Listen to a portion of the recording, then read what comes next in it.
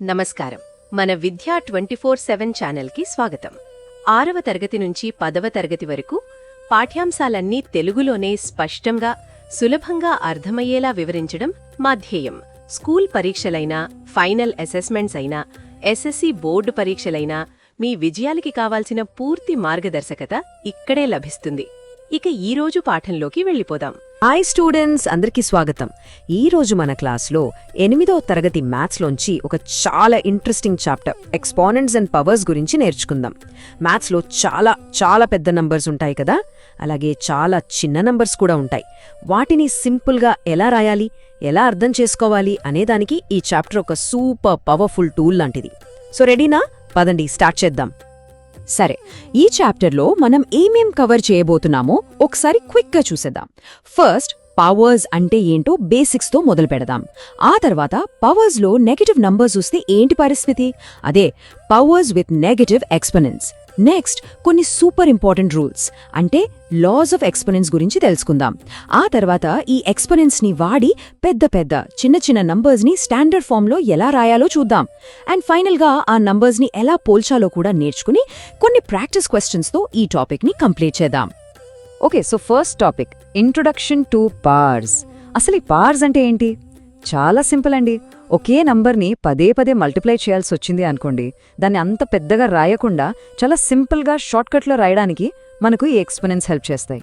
ఇది ఎలా వర్క్ అవుతుందో అర్థం చేసుకోవడానికి మనకు ఆల్రెడీ తెలిసిన ఒక కాన్సెప్ట్ ఉంది కదా, రిపీటెడ్ ఎడిషన్. అక్కడి నుంచి మొదలు పెడదాం. ఇప్పుడు ఈ టేబుల్ని చూడండి ఒకసారి. లెఫ్ట్ సైడ్లో 5 + 5 + 5 + 5 అంటే 5ని 4 సార్లు యాడ్ చేస్తున్నాం. దీన్ని మనం సింపుల్గా 4 × 5 అని మల్టిప్లికేషన్లా రాస్తాం. ఇది మనకు తెలిసిందే కదా. ఇప్పుడు రైట్ సైడ్ చూడండి. ఇక్కడ 5ని 4 సార్లు మల్టిప్లై చేస్తున్నాం. 5 × 5 × 5 × 5. దీన్నే మనం ఎక్స్పోనెంట్ ఫామ్లో 5⁴ అని రాస్తాం. చూసారా లాజిక్? రిపీటెడ్ ఎడిషన్ మల్టిప్లికేషన్ అయితే రిపీటెడ్ మల్టిప్లికేషన్ ఏమవుతుంది? ఎస్, ఎక్స్పోనెంట్ అవుతుంది. ఎంత సింపుల్ కదా. సరే, ఈ ఎక్స్పోనెంట్ ఫామ్లో 2 మెయిన్ పార్ట్స్ ఉంటాయి.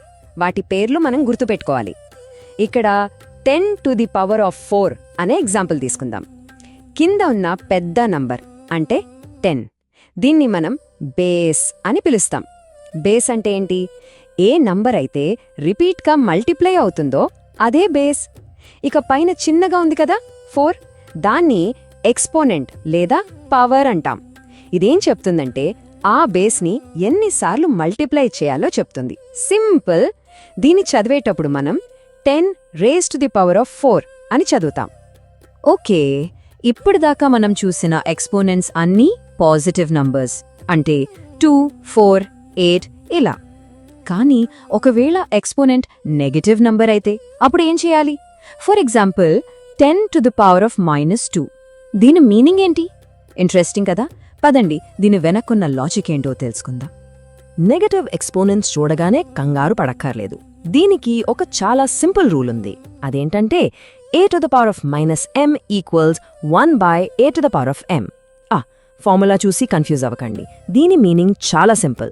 ఒక నంబర్కి నెగటివ్ పవర్ ఉంటే దాన్ని పాజిటివ్గా మార్చడానికి మనం జస్ట్ దాన్ని 1 కిందకి తీసుకెళ్ళాలి. అంటే 1/ అని రాసి పవర్ని పాజిటివ్ చేసేయాలి. అంతే. టెక్నికల్గా చెప్పాలంటే మనం దాన్ని రెసిప్రోకల్ తీసుకుంటున్నామన్నమాట. సరే, ఒక ఎగ్జాంపుల్ చూస్తే మీకు ఇంకా క్లియర్గా అర్థమవుతుంది. ప్రాబ్లం ఏంటంటే 7⁻² వాల్యూ కనుక్కోవాలి. స్టెప్ 1 ప్రాబ్లం చూసాం, నెగటివ్ పవర్ ఉంది. స్టెప్ 2 మనం నేర్చుకున్న రూల్ అప్లై చేద్దాం. నెగటివ్ పవర్ని పాజిటివ్ చేయాలంటే ఏం చేయాలి? 1/ అని రాయాలి. సో 7⁻² కాస్త 1/7² అవుతుంది. చూసారా, మైనస్ పోయింది. స్టెప్ 3 ఇప్పుడు క్యాల్కులేషన్ సింపుల్. 7² అంటే ఎంత? 7 × 7 అంటే 49. ఇక లాస్ట్ స్టెప్, ఫైనల్ ఆన్సర్ ఏంటి? 1/49. అంతే, చాలా ఈజీ కదా. ఇప్పుడు మనం ఈ చాప్టర్లోని ఒక వెరీ ఇంపార్టెంట్ పార్ట్కి వచ్చాం. అదే లాస్ ఆఫ్ ఎక్స్పోనెంట్స్. ఎక్స్పోనెంట్స్తో వర్క్ చేసేటప్పుడు ఒక్కొక్కసారి క్యాల్కులేషన్స్ చాలా పెద్దవిగా, కాంప్లెక్స్గా అయిపోతాయి. అలాంటి టైంలో మన పనిని చాలా ఈజీ చేసే కొన్ని పవర్ఫుల్ షార్ట్కట్స్ ఉన్నాయి. వాటినే మనం లాస్ ఆఫ్ ఎక్స్పోనెంట్స్ అంటాం. వీటిని ఏదో కష్టమైన రూల్స్లా చూడొద్దు, మనకు హెల్ప్ చేసే ఫ్రెండ్లీ టూల్స్ లాగా చూద్దాం. ఓకే, ఫస్ట్ లా, దీన్ని ప్రోడక్ట్ రూల్ అంటారు. ప్రోడక్ట్ అంటే మల్టిప్లికేషన్ కదా. రూల్ ఏంటంటే బేస్లు సేమ్గా ఉండి వాటిని మనం మల్టిప్లై చేస్తుంటే మనం సింపుల్గా వాటి పవర్స్ని యాడ్ చేస్తే సరిపోతుంది. ఫార్ములా చూడండి, a⁻m into a⁻n equals to a⁻m+n. ఇప్పుడు ఎగ్జాంపుల్ చూస్తే క్లియర్గా అర్థమవుతుంది. 5² ఇంటూ 5 4. ఇక్కడ బేస్ ఏంటి? రెండింటికి 5 సేమ్ బేస్. సో మనం ఏం చేయాలి? పవర్స్ని యాడ్ చేయాలి. అంటే 5⁻2 + 4. So answer 5⁻6. అంతే. నెక్స్ట్ సెకండ్ లా, కోషంట్ రూల్. కోషంట్ అంటే డివిజన్. ఇది ప్రొడక్ట్ రూల్కి కంప్లీట్ ఆపోజిట్. అక్కడ యాడ్ చేశాం కదా, ఇక్కడ సబ్ట్రాక్ట్ చేస్తాం. అంటే బేస్లు సేమ్గా ఉండి వాటిని మనం డివైడ్ చేస్తుంటే పవర్స్ని సబ్ట్రాక్ట్ చేయాలి. Formula a⁻m/a⁻n = a⁻m-n. ఎగ్జాంపుల్ 7/8/7/3. ఇక్కడ కూడా బేస్ సేమ్ 7. సో మనమేం చేయాలి? పవర్స్ని సబ్ట్రాక్ట్ చేయాలి. 7/8-3 అంటే ఫైనల్ ఆన్సర్ 7/5. ఇక మూడోలా, పవర్ ఆఫ్ పవర్ రూల్. పేర్లోనే ఉంది, ఒక పవర్కి ఇంకో పవర్. ఇలా బ్రాకెట్ ఉండి లోపలొక పవర్ బయటొక పవర్ ఉంటే మనం సింపుల్గా ఆ రెండు పవర్స్ని మల్టిప్లై చేసేయాలి. Formula a⁻m whole n = a⁻m×n. Example చూడండి, 3² హోల్ 4. లోపల పవర్ 2, బయట పవర్ 4.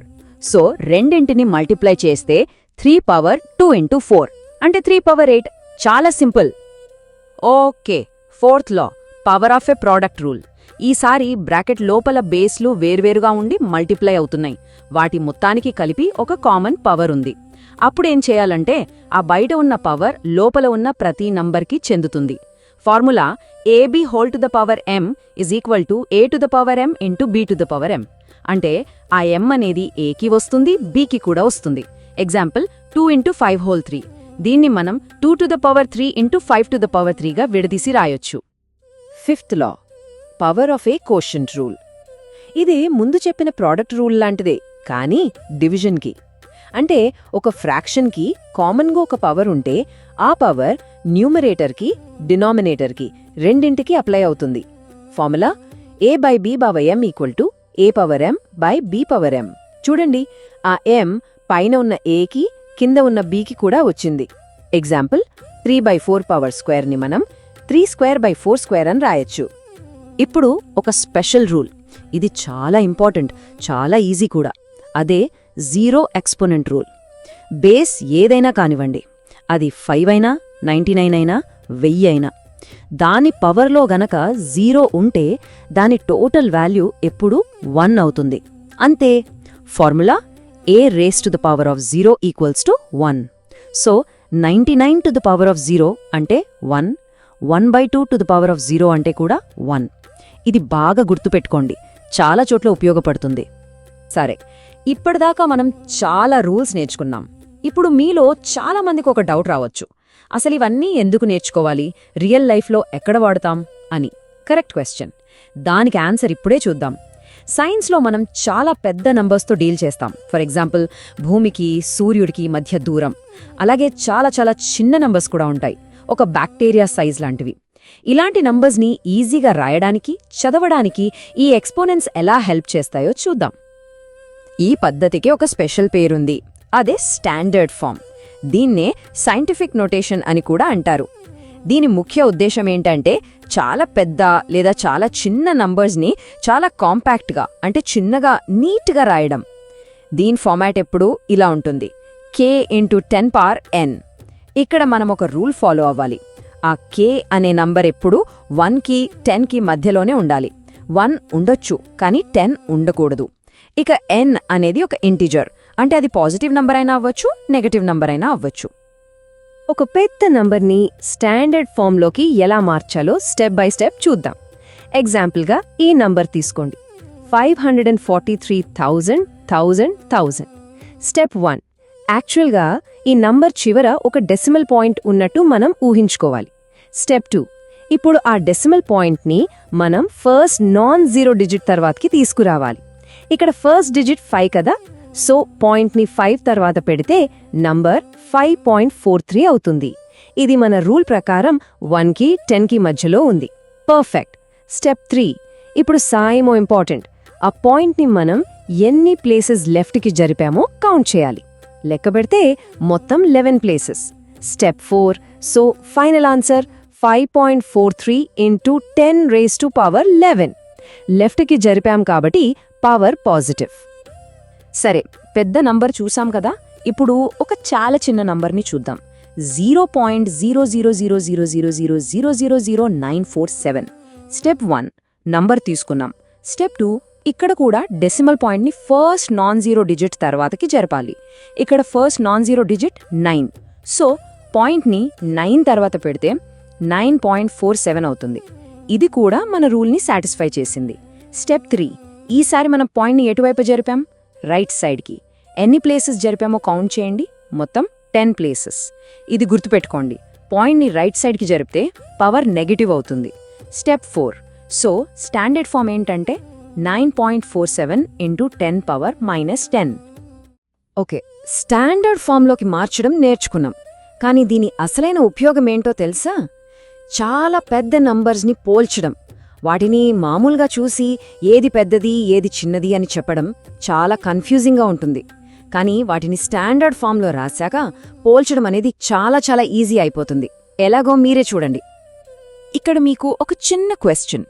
ఏది ఎక్కువ దూరం? భూమి నుంచి చంద్రుడి దూరం 3,84,440 కిలోమీటర్లు, లేక భూమి నుంచి సూర్యుడి దూరం 149,60,000 కోట్ల కిలోమీటర్లు? ఈ రెండు నంబర్స్ని ఇలా పక్కపక్కన పెట్టి చూస్తే ఏది పెద్దదో చెప్పడానికి కొంచెం టైం పడుతుంది, కొంచెం కన్ఫ్యూజన్ కూడా ఉంటుంది కదా. సరే, ఇప్పుడు అవే దూరాలని మనం ఇందాక నేర్చుకున్న స్టాండర్డ్ ఫామ్లో రాసి చూద్దాం. మూన్ డిస్టెన్స్ 3.8444 ఇంటూ 10⁵ కిలోమీటర్లు.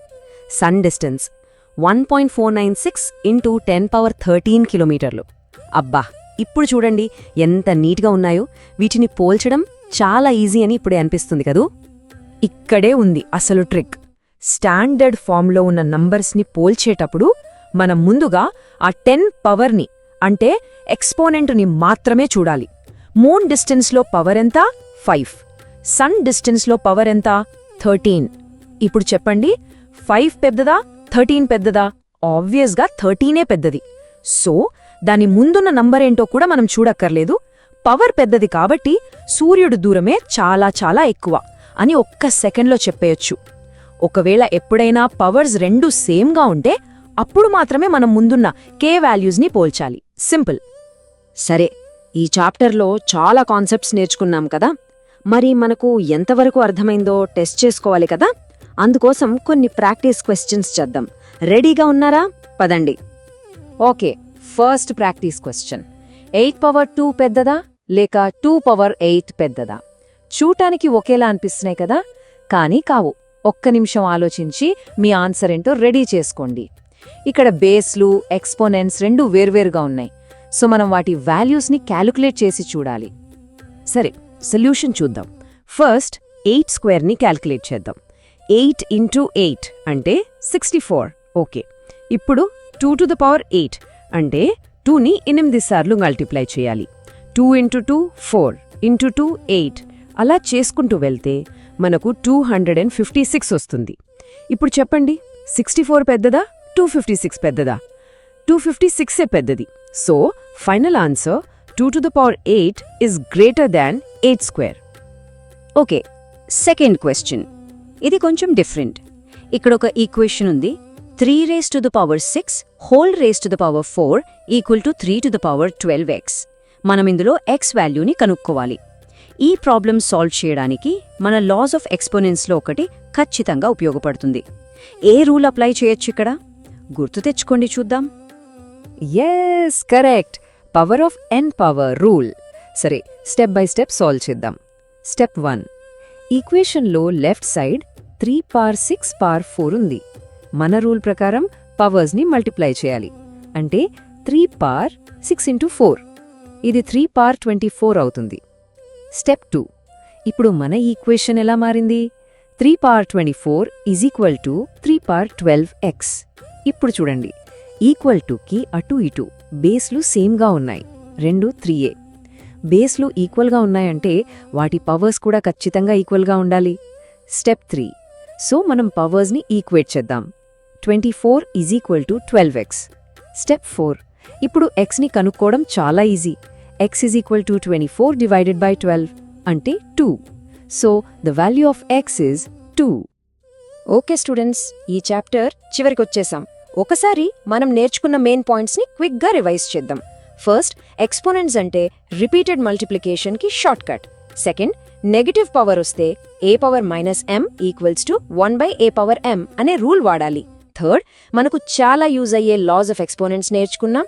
మల్టిప్లై చేస్తే పవర్స్ యాడ్ అవుతాయి, డివైడ్ చేస్తే సబ్ట్రాక్ట్ అవుతాయి, పవర్కి పవర్ ఉంటే మల్టిప్లై అవుతాయి, ఇంకా ఏ నంబర్కి పవర్ 0 ఉన్నా దాని వాల్యూ 1.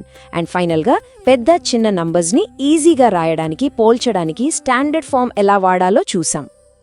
సో ఈరోజు మనం ఎక్స్పోనెంట్స్ అండ్ పవర్స్ గురించి చాలా విషయాలు నేర్చుకున్నామని అనుకుంటున్నాను. ఒకటి గుర్తుపెట్టుకోండి, మ్యాథ్స్ అంటే భయపడాల్సిన సబ్జెక్ట్ అస్సలు కాదు.